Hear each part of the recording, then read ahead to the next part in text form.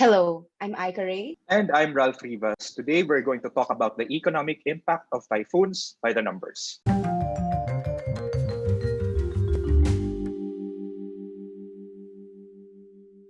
So Ralph, kamusta ka naman? Ang daming typhoons the past 3 weeks, 4 weeks. So imagine sunod-sunod na big typhoons yung tumama sa country. Yeah, so it's very unfortunate. Every year na natin itong na-encounter. The Philippines on average, 20 typhoons yan. Tapos around 5 to 7 are typically destructive each year. So this one is, again, another unfortunate situation kasi may pandemic. So twin tragedies, double whammy. I don't know how to describe it anymore.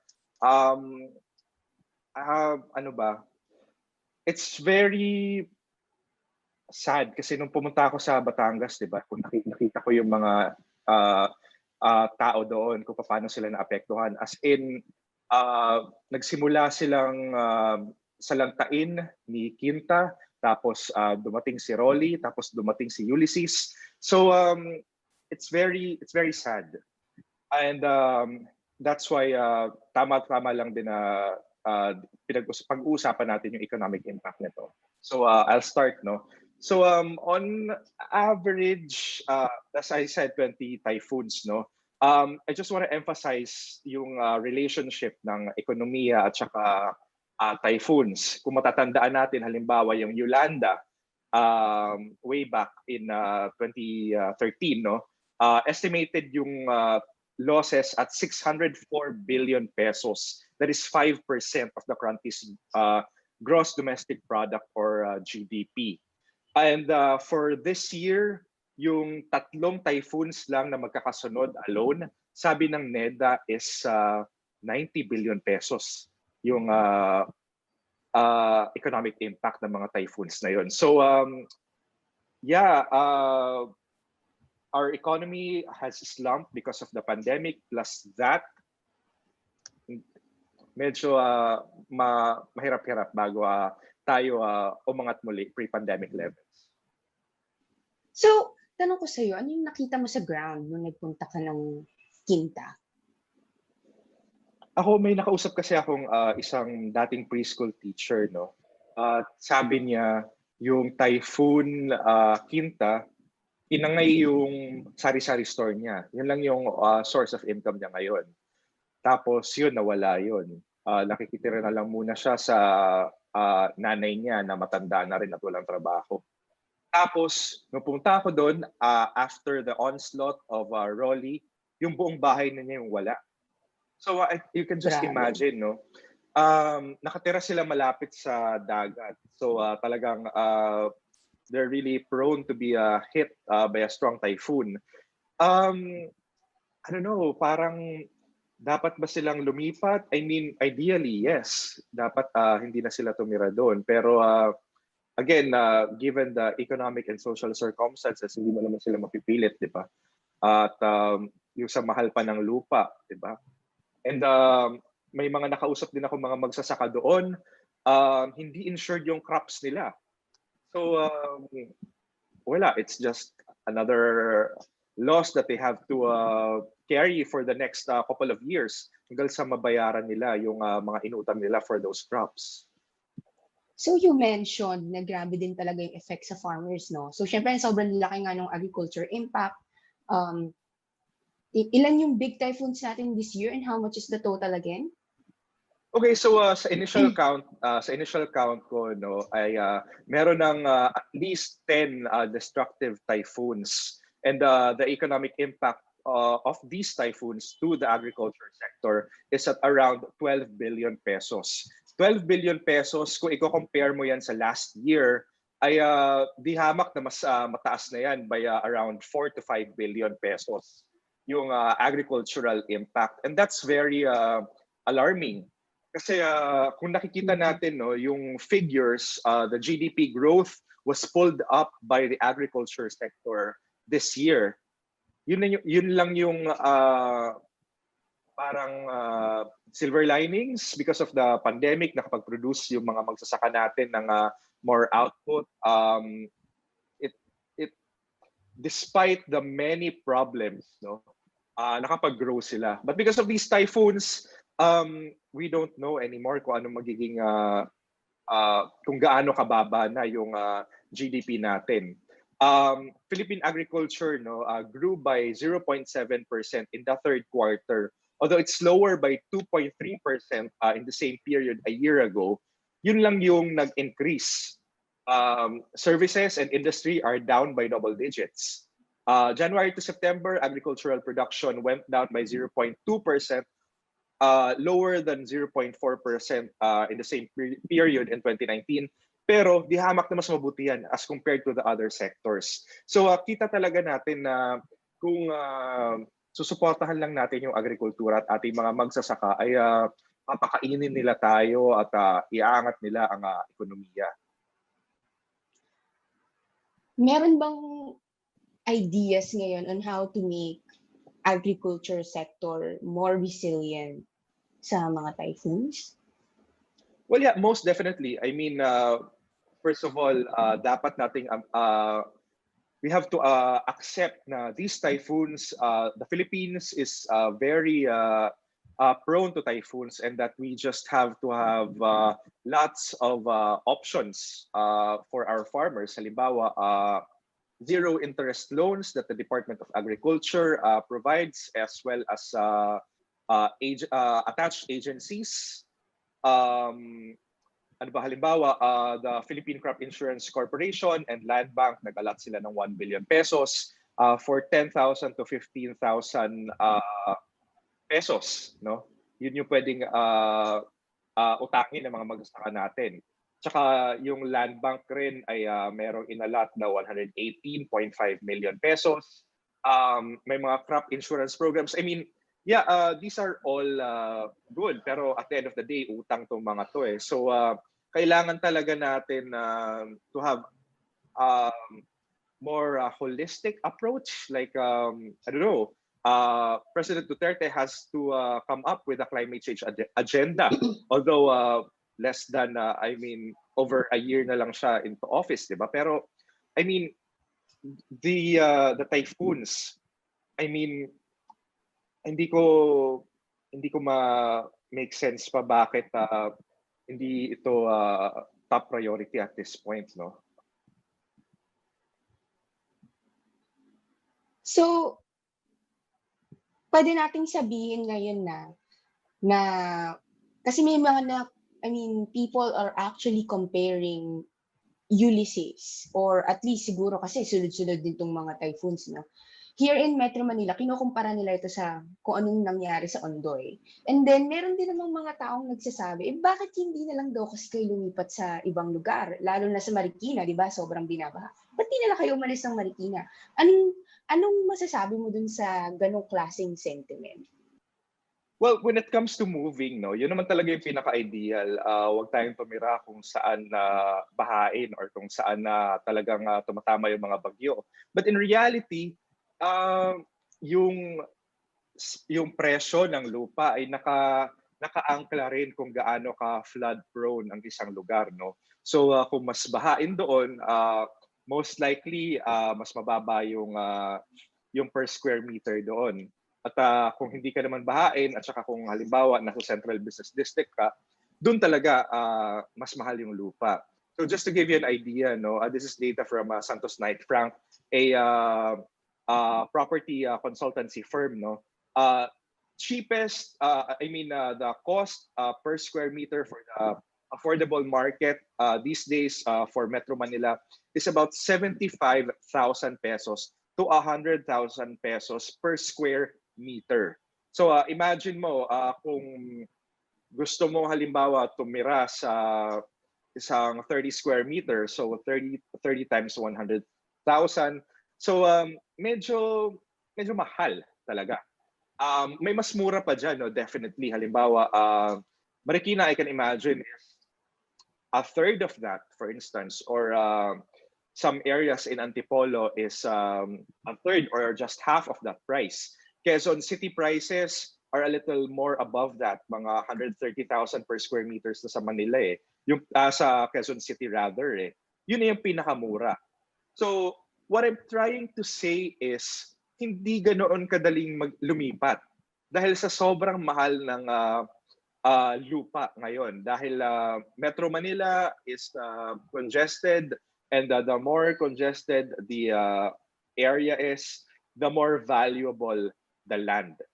And may mga nagsasabi naman na, sige, mag-rent na lang kayo. Tandaan natin na yung rent ay tumataas ng 5 to 6% yearly. That's according to various property consultancy firms. So kung 5 to 6% yearly ang taas niyan, ibig sabihin, mas mabilis pa yan sa inflation ng mga pagkain. Halimbawa, mas mabilis pa yan sa annual salary increase mo. Kung regular employee ka, no, or your company provides annual salary increases, kasi there are surveys showing that the yearly average increase of salary is just a little over 2 to 2.5%. Yung 2.5% ka, mas mataas na. So again, my point is, it's not that easy to move out. So yeah, I mean, yung mga ganong comment, medyo for me, medyo insensitive yung mga ganong pahapyaw lang. Oh, sige, lumipat na lang kayo. Kasi it's not that easy unless bigyan mo sila ng pera, di ba, para lumipat. And by all means, go ahead. So, speaking of land use, no, are we expecting anything from this administration to strengthen the land use policy of the country? Alam mo, that's another interesting issue, Aika, no? Kasi President Duterte, time and again, has mentioned that he is pushing for the National Land Use Act. Since yung first sona niya, nabanggit niya na yan. 2019, nabanggit na niya yan. 2018, nabanggit niya na rin yan. The National Land Use Act, lumusot na yan sa lower house. Pero pagdating sa Senado, anong nangyayari? Diba? So just to para lang konting background no, kung ano yung Land Use Act. Basically, yung batas na ito is a very all-encompassing law to basically tell the various agencies, various departments of the government, as well as the local government units, kung para saan nga ba ang lupa na ito. Is this agricultural land? Pwede ba itong tirhan? Pwede ba itong tayuan ng mall? Or pwede ba itong tayuan ng real estate o ng mga kabahayan? Basically that. Kasi kung namapa mo na kung saan yung mga lugar na yon, and taking into consideration kung daanan ba ito ng bagyo or bahain ba itong lugar na ito, it would definitely be a big game changer in our adaptation to climate change, di ba? Pero ano nangyayari? I mean, experts have been pushing for it. I mean, efforts have stalled in the Senate Committee on Environment and Natural Resources, and that is chaired by Senator Cynthia Villar, Duterte administration ally. But at the same time, tandaan natin, the Villar family has real estate and land use businesses. Her husband is, of course, a real estate tycoon Manny Villar. They own lots of real estate properties. So, I mean, Senator Villar has, sinasabi niya na yung business interest niya ay hindi apektado sa kanyang paninindigan tungkol dito sa Land Use Act.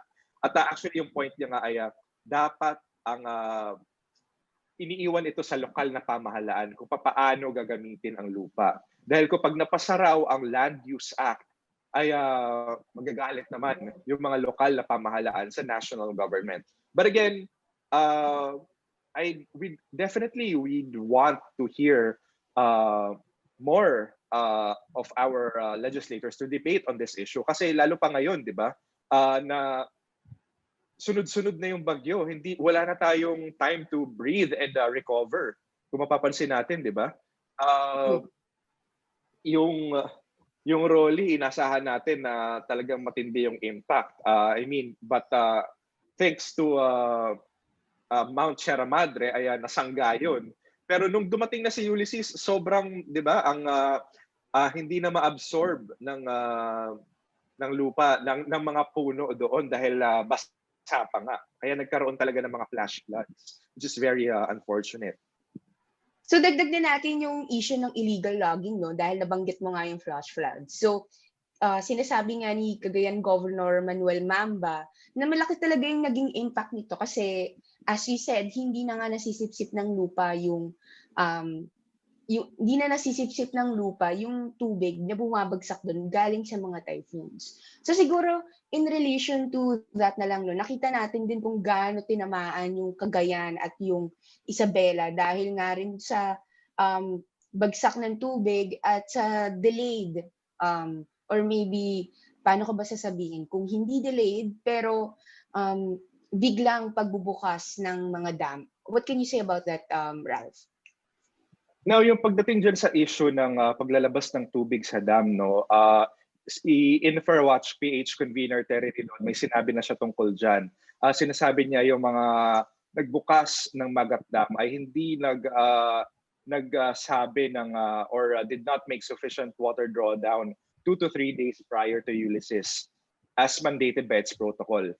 Because its gates were not even open 3 to 4 days prior to the landfall. So yung sinasabi ni Ridon ay dapat may accountability yung mga nagpakawala ng tubig sa dam dahil kung tatandaan natin yung mga nasa Isabela at Cagayan wala nang ulan eh. So parang everybody was was thankful na papaalis na ng Philippine Area of Responsibility ito si Ulysses. Pero biglang dumating yung tubig na napakataas, 'di ba?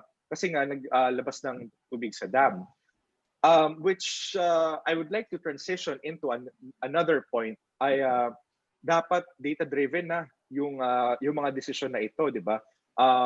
At saka dapat mabilis yung information dissemination, which Project NOAA, di ba? Yung project na yan, no, would have helped in many ways. Pero ano nangyari? Pinigil ang wala nang pondo para dito. Totoo, Project NOAA was very instrumental, no, in the past years. Nakita natin yan. Rappler, through MovePH, its citizen engagement arm, used to be part of, minsan nakasama sa PIDRA, yung post-disaster reduction assessment, tsaka yung mga times na nag-shift sa Office of Civil Defense para maghanap ng mga relief initiatives o kaya rescue efforts. So when we were there, I used to be part of that initiative, no, yung AGOS. Nakita talaga namin yung Project NOAA.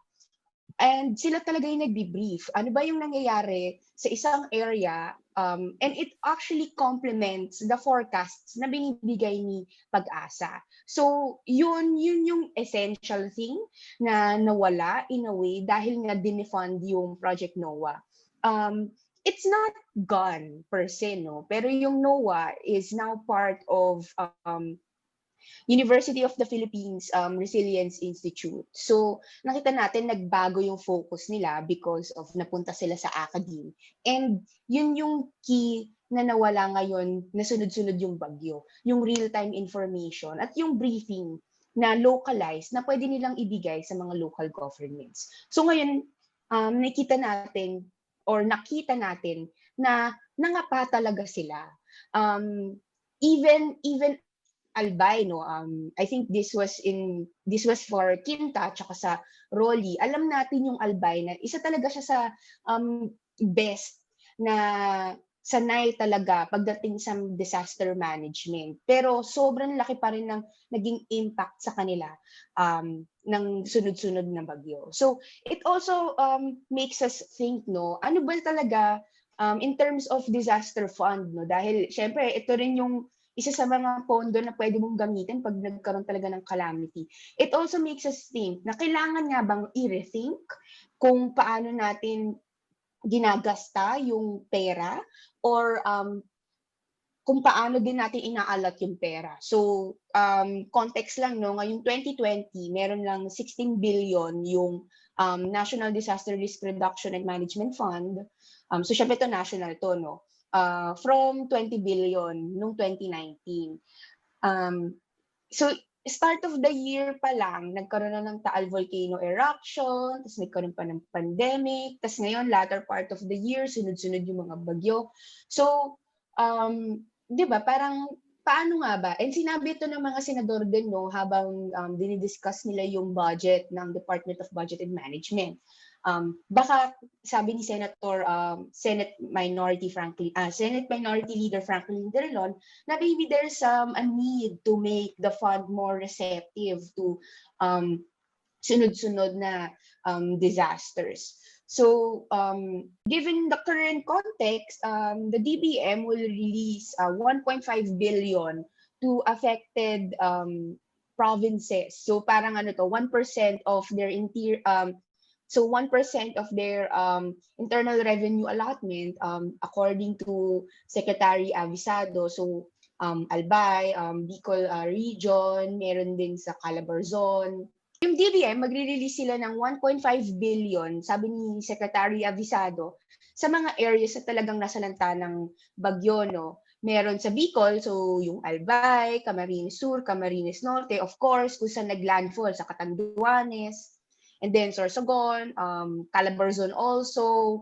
Meron ding areas na sa Oriental Mindoro, Occidental Mindoro, Marinduque, at saka yung mga iba pa talagang natamaan in Visayas area. So yun, the DBM also said na magkakaroon ng 10 billion na ilalagay sa NDRRMC as supplemental funds for this year. So yun na nga, no? Pero kung i-imaginein mo, hindi rin naman talaga ganun kalaki yung simulang budget ng NDRRMC. Nagkaroon lang tayo ng kaunting leeway ngayon dahil nga meron tayong Bayanihan 2, pwede mag-realign ng funds in the context of national emergency. But for next year, paano? Yeah, exactly, Aika, no? And babalikan ko lang ulit yung discussion natin last time on the 2021 budget. Maraming infrastructure projects na nakalinya na gagawin or sisimulan ni President Duterte at gagawin ng susunod na presidente, no? But because of these tragedies, the pandemic, the typhoon, should we have more projects that would address the impacts of climate change, or are these projects nabibigyan na ng budget natin for next year, are they for climate change or are they for typhoon related projects, di ba? May panahon pa ba para mag-push ng mga projects? Hindi pa napipirmahan ni President Duterte, so let's see, di ba? These typhoons, these deaths, as Mr. Redon said, is this not criminal incompetence? Diba? I'll leave it at that. Na hindi pa ba yung mga namatay na tao, yung mga nasalanta, and yung response ng government, hindi pa ba criminal incompetence yun? Tama ka, Ralph, no? Dito talaga pumapasok yung ano ba yung kailangan nating gawin? Hindi lang in the short term pero syempre kailangan din natin ng medium term and long term view kung ano yung magiging initiatives ng Philippine government in terms of climate change and disaster management. So that wraps up our episode for this week. I'm Aika Ray. And I'm Ralph Rivas, and that's the economic impact of typhoons by the numbers.